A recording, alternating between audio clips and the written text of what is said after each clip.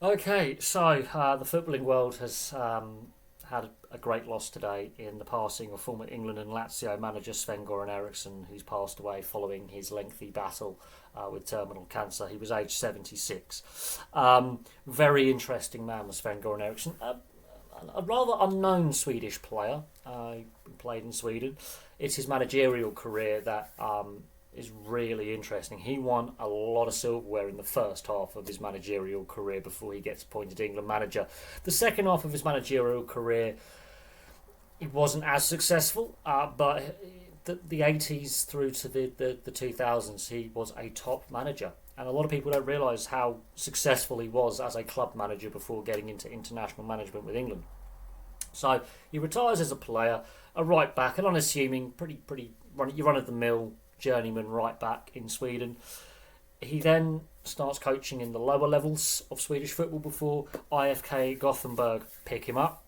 And at IFK Gothenburg, he wins three major honours: two Swedish Cups and a UEFA Cup. This is back when some of the so-called lesser top-flight leagues in Europe were pretty good. And in the 80s, a lot of teams from all over Europe were winning European trophies. We didn't have group stages. We didn't have qualifying rounds to get into group stages. You had straight knockouts from the beginning.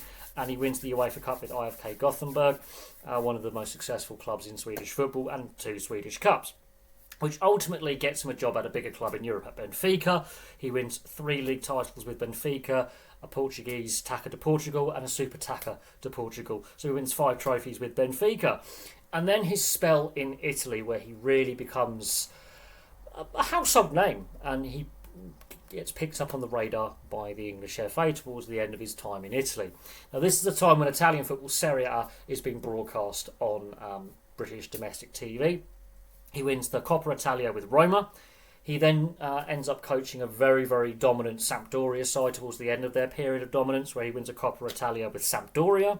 And then Lazio pick him up at the end of the 90s, and he turns Lazio into a powerhouse overnight. He wins the Serie A title, two Coppa Italias, two Super Coppa Italias, a cup win, the last ever Cup Winners' Cup, and a UEFA Super Cup, which then gets him on the radar of the English FA. So he's just turned this mid-table Lazio side into world beaters in a couple of seasons.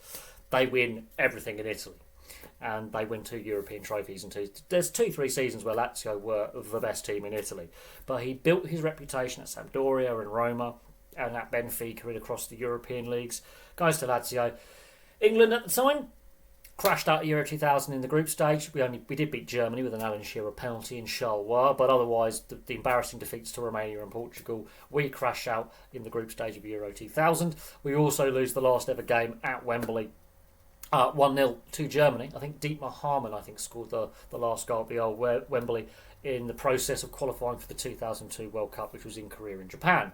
Now, he comes in as the new manager halfway through that qualification campaign. It's not going well. England at that point don't look like they're going to qualify. In fact, we had to go via a playoff against Greece to get there. But this gives me two of my fondest memories as a football fan, as a young teenager growing up, was the 5-1 win against Germany in Munich on September the 1st in the old Olympic Stadium, where we're 1-0 down after 5 minutes, and you're thinking, this is going to be one of them, new manager, away from home, against our biggest rival when it comes to international football. It's not going well. Yeah, we put 5 past Germany that night. Michael Owen gets a hat-trick. Nick Barmby and I believe Emil Heskey. Yes, Emil Heskey actually scored goals for England. Can you imagine that? Scored the other goals. And England win 5-1. It ignites the qualifying campaign. Yes, we do obviously have to go through that playoff against Greece. And of course, David Beckham scores that free kick to ensure our qualification through to the 2002 World Cup. Obviously, we lost to Brazil in the knockout stages with Ronaldinho's free kick against David Seaman. But it gave hope for the England setup going forward, and it gave hope to England fans going forward, because Brazil ultimately won that World Cup, ultimately beating Germany 2-0 in the final. But at that point, we had a lot of talented midfielders. In fact, we couldn't fit them all in the squad. And get the team balanced was a problem. We had no left-hand side balance, and this is where you have a young Steven Gerrard and a young Frank Lampard coming to their own. Owen Hargreaves was another midfielder that was actually given his debut in that 5-1 win against Germany in his home stadium, because he was playing for Bayern Munich at the time, and there were question marks over should Owen Hargreaves be selected because one of his parents was Canadian and he was born in Germany. Should he be selected? Blah blah blah blah blah. But Sven gave debuts to some very important England players going forward. So we qualify for the 2004 Euros at a breeze. A young Wayne Rooney is selected by Sven-Goran Eriksson. Wayne Rooney lights up the 2004 Euros. Now, yes, England didn't make the final and we didn't win. But again, there were some nice green shoots going forward. We had a future England captain who has made his debut in that tournament. We had Owen Hargreaves, for example, was a key component in the qualifying campaign for the previous tournament. So these young guys have been found, he's picking out this talent, he's seeing this talent, and he's willing to give young players a chance. Whilst also that we've got some pretty talented defenders and midfielders as well. We've got John Terry, you've got Rio Ferdinand in there, Sol Campbell still a key integral part of the side. So we've got some pretty good defenders, we've obviously got some pretty good midfielders, and we've got some pretty good strikers. The 2006 World Cup is where the wheels do come off because we're not progressing as much as we should, and we lose that penalty shootout against Portugal, and Wayne Rooney does see red in that quarter-final. So getting to the latter stages of tournaments is we hit the wall at the quarter-final stage. We can't quite take that next step. And ultimately, Sven departs England. Now, he's not the last foreign manager England would have. Obviously, the Capello experiment was to come.